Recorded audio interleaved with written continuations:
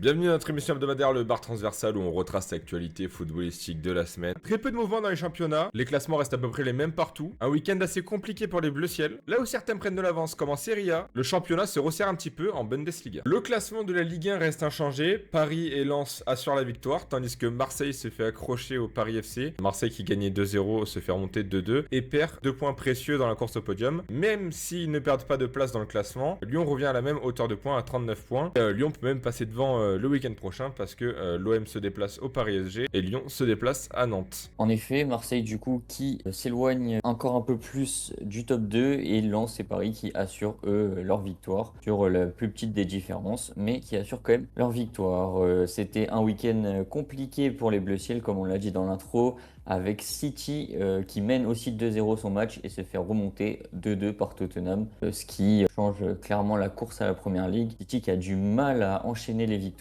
et rattraper Arsenal et Arsenal qui en profite car Aston Villa a aussi été tenu en échec par Brentford. C'est un écart qui commence à se creuser pour Arsenal, un écart qu'on retrouve aussi en Serie A avec l'Inter de Milan qui possède actuellement 9 points d'avance, si je dis pas de bêtises, c'est 8, ça, 8 il me 8 semble. points d'avance. Ouais.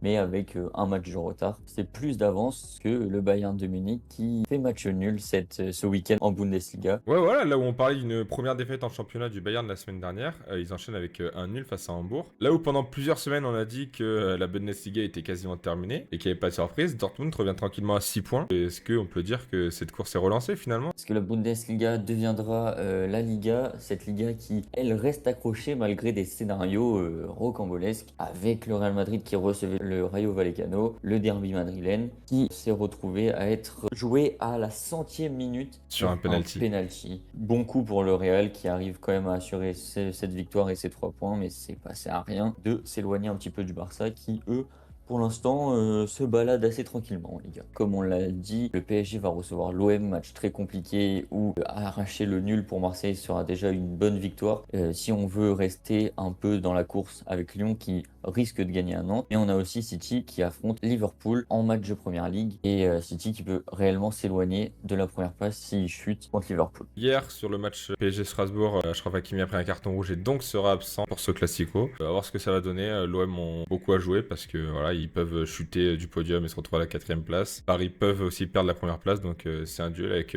beaucoup d'enjeux. Et de plus que Marseille jouera son match de Coupe de France mardi, donc arrivera avec un effectif peut-être un peu affaibli en espérant qu'il tienne au moins ce match de Coupe de France. Donc on va voir ce qui nous attend et on vous dit tout simplement à la semaine prochaine pour la prochaine hebdo de Talk Foot. À la semaine prochaine.